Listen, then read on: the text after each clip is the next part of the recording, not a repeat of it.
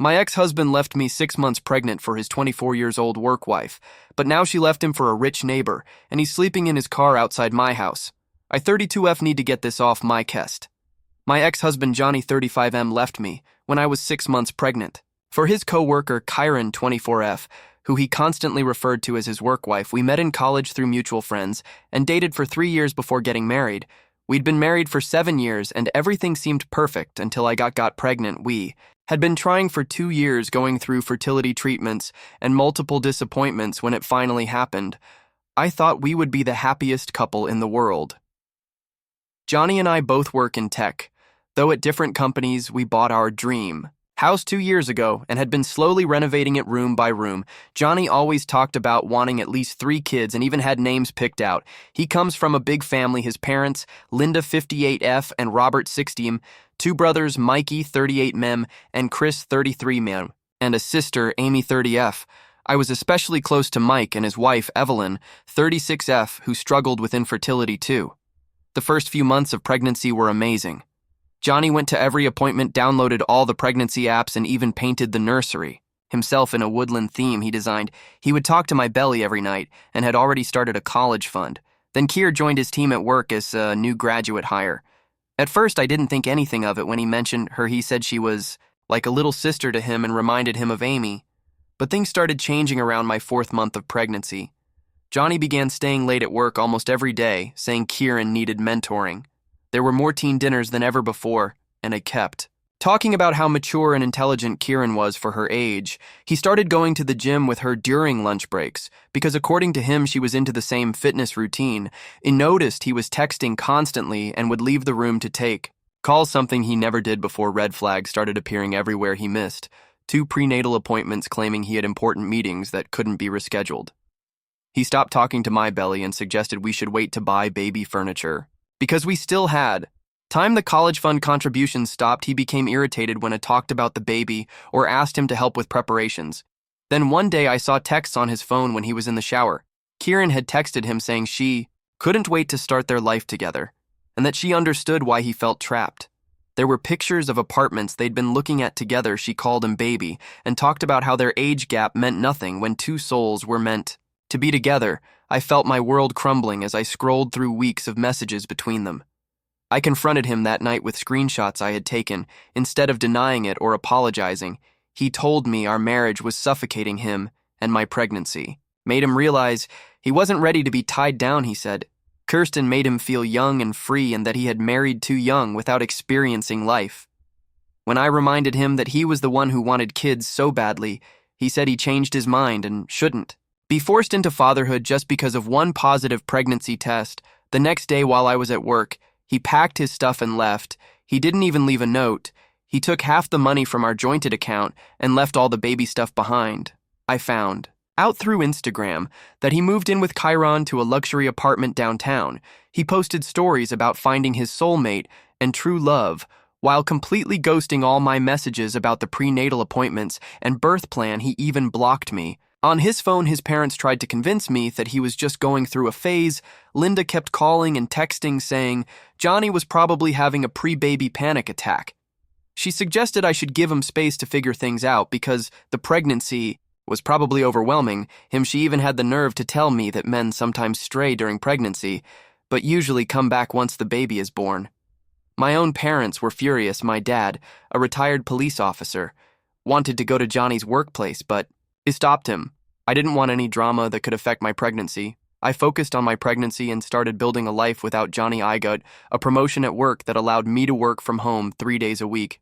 I converted his office into a proper nursery, sold all his left-behind stuff, and joined a single mom support group.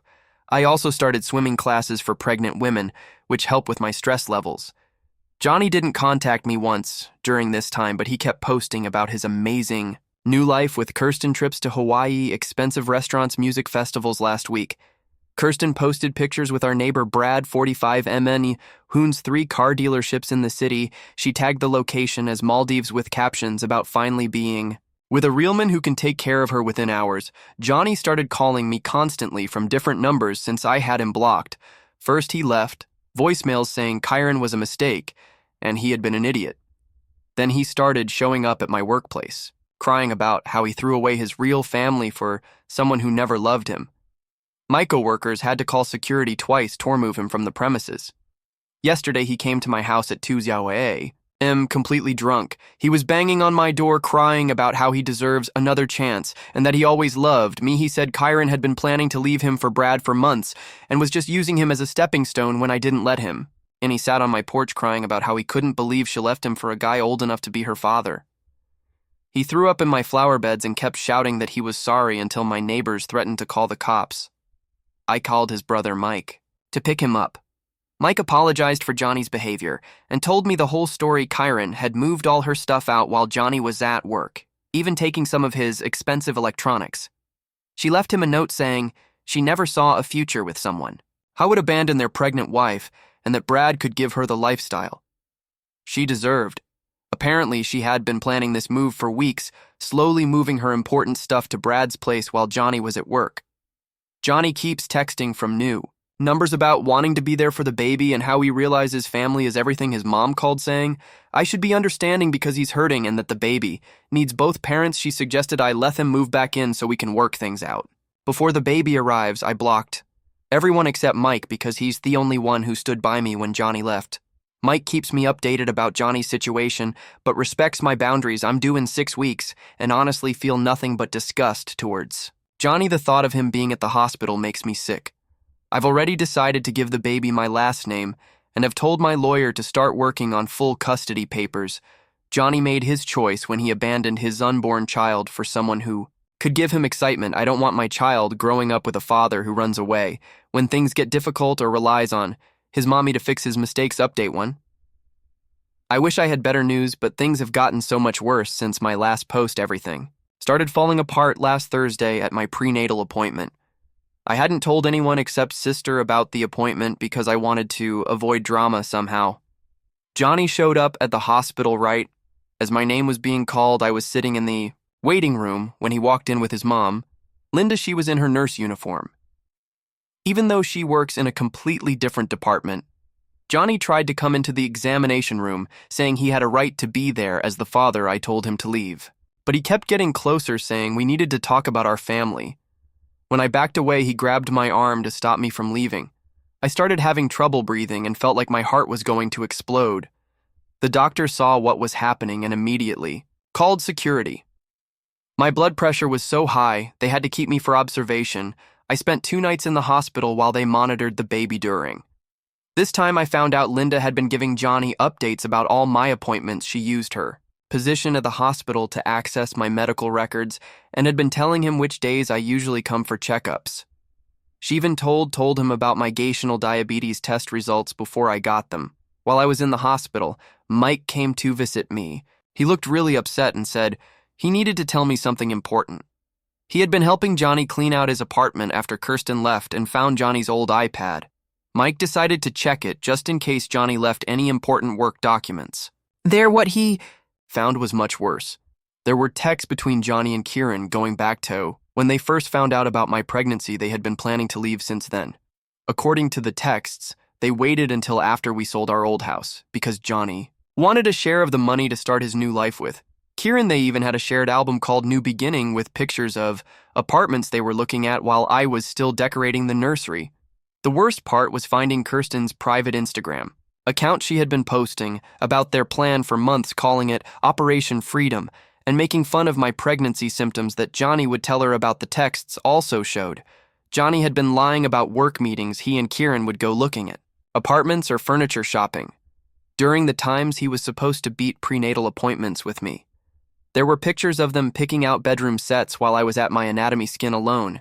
Kiren even posted about how exciting it was to steal someone's husband and tagged at Life Coach New Chapter Karma. When Mike confronted Linda about enabling Johnny, she went on this long rant about how I should be grateful.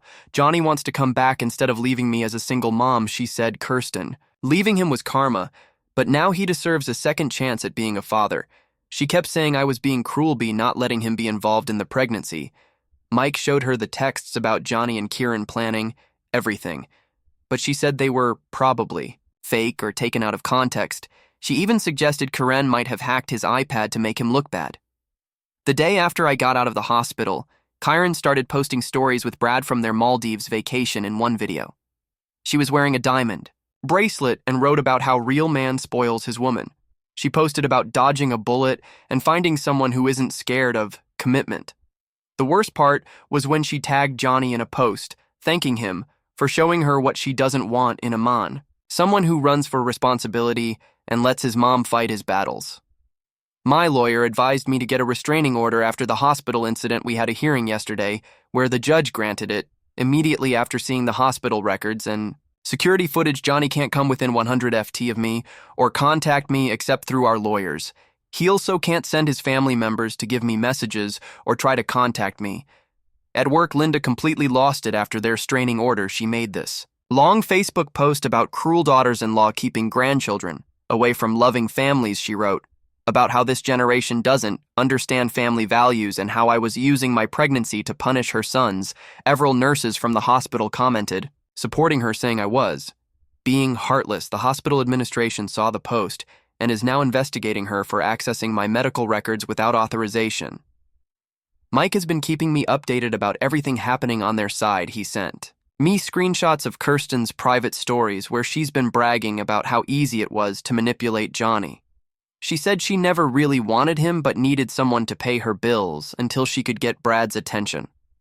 According to her posts, she had been flirting with Brad at neighborhood parties for months while dating Johnny.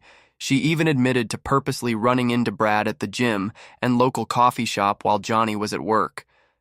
The most disturbing part was discovering that Kiren had been sending updates about me to her friends all along. She would share things Johnny told her about my pregnancy complications and make jokes about them.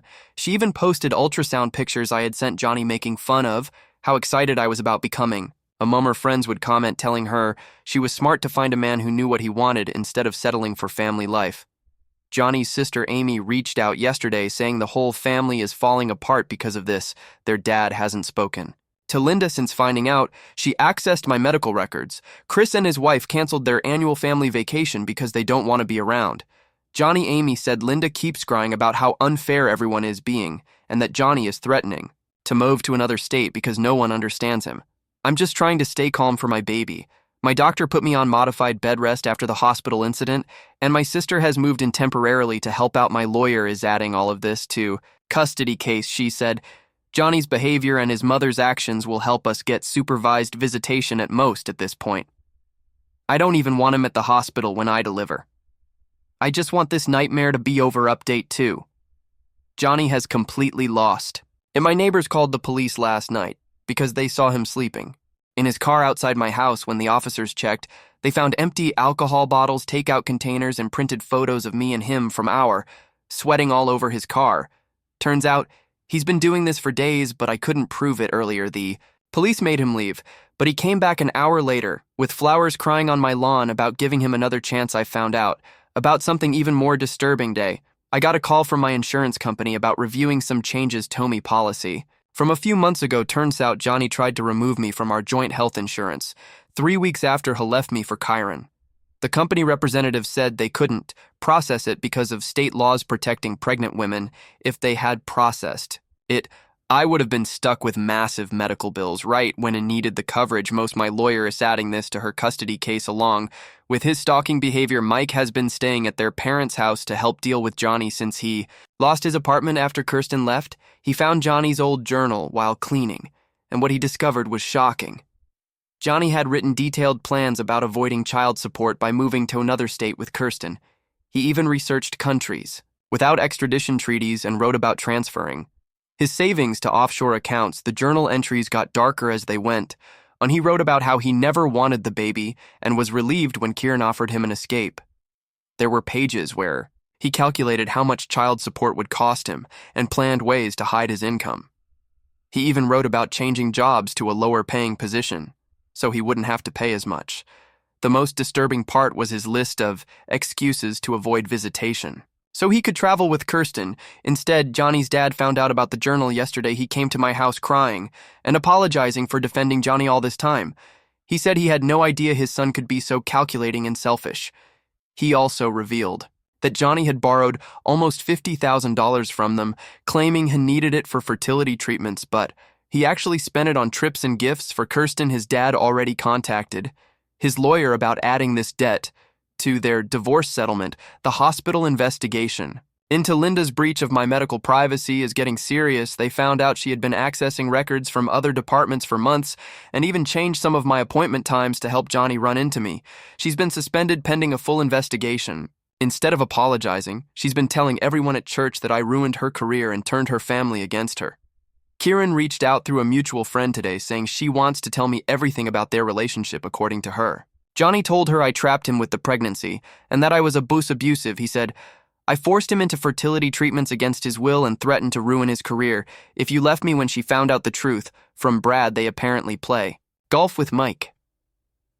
She realized Johnny had been lying to everyone. Kirsten sent screenshots of conversations where Johnny told her he never loved me and only stayed because his family expected him to marry his college girlfriend. He called me clingy and desperate, saying I got pregnant on purpose to trap him. The messages were from when I was decorating the nursery and still thinking we were happy.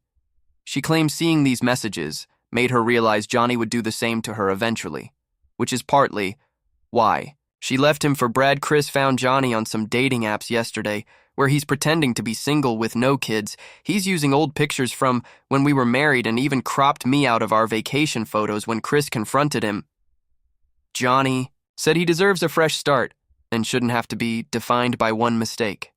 The mistake he was referring to was our baby this morning. Johnny's boss called me asking if I knew where he was. Apparently he hasn't shown up for work all week and isn't answering calls. His car is still parked down the street. Despite the police warnings, my security cameras caught him trying to use his old key on my front door at 3 Old House A.M. I called the police again, but he left before they arrived. I'm 8 months pregnant now, and honestly scared about what Johnny might do when the baby comes. My neighbors have been amazing, taking turns watching my house and saving security cameras footage. My brother moved in temporarily and installed extra cameras around the property. My lawyer is filing for an emergency hearing to extend a restraining order to cover the hospital, where I'll be delivering update 3. Myson James was born healthy 2 weeks ago. The birth was peaceful thanks to the hospital's amazing security team. They stopped Johnny twice when he tried to get into the maternity ward, claiming Toby, my husband, the second time he was drunk and had to be escorted out by police. My sister posted delivery room pictures where my brother-in-law was wearing scrubs that said, Dad, he's been an amazing support through everything, coming to birthing classes and helping set up the nursery. Johnny's mom saw the photos and had another meltdown, on Facebook posting long rants about her grandson being stolen by another man and how I was erasing Johnny from his son's life. She even tried to report my sister's post for harassment the day after we came home from the hospital. Johnny got served with full child support and custody papers at this parent's house. The judge reviewed all the evidence, the journal entries about dodging support, the insurance incident, the stalking, his drinking, and the scene at the hospital. Johnny gets supervised visitation only. After he completes parenting classes and 6 months of sobriety monitoring, he hasn't even asked about James since the hearing. According to Mike, he just threw the papers in the trash and went to the bar. Kiren and Brad got engaged last week at some fancy restaurant downtown. Johnny found out through social media and showed up drunk at their engagement party. He made a huge scene calling Kirsten a gold digger and trying to fight Brad. Someone posted videos of him crying on the restaurant floor while security dragged him out. He got fired the next day because the videos went viral and his company didn't want the bad publicity. He's been staying with his parents and, according to Mike, spends most days drinking and stalking Kiren in social media. He made fake accounts to comment on all her wedding planning posts until Brad threatened legal action. Now he drives past their house multiple times a day. Brad installed cameras and hired security because Johnny kept leaving notes in their mailbox. His parents now message me daily about seeing James. They claim they've changed and understand why I was so protective during the pregnancy. They even offered to pay for Johnny to go Torhab if I agreed to let them have unsupervised visits with James. I told them they can see him when Johnny moves out of their house and they attend the grandparents' counseling sessions. Recommended by the court, they say I'm being cruel, but I won't risk Johnny using them to get around the restraining order like he used Linda to get my medical information. Last week, Linda lost her nursing license due to the medical privacy violations instead of taking responsibility. She's telling everyone that I deliberately ruined her career out of spite. She even started a Facebook group called Alienated Grandparents, where she posts about evil daughters-in-law keeping babies from their real families. Mike had to block her because she kept tagging him, and posts about betraying family. I'm focused in James and building our life. My brother-in-law comes over every evening, too. Help with bedtime, and my sister takes the night shift on weekends, so I can rest. James is thriving and hitting all his milestones early. The support group I joined during pregnancy has become like a second family. We meet every week for play dates, and they've been incredibly supportive through everything. Johnny's actions showed me what kind of father he would have been. I'm glad I found out before James was old enough to be hurt by him. My lawyer is documenting all of Johnny's behavior in case. We need to modify the custody arrangement based on his current spiral. I doubt he'll ever be stable enough for unsupervised visits. For those asking for child support updates, Johnny hasn't paid anything yet and lost another job last week. My lawyers handling the wage garnishment process. I'm financially stable without his support, but it's the principle that matters. James deserves better than a father who tried to run away to avoid supporting him.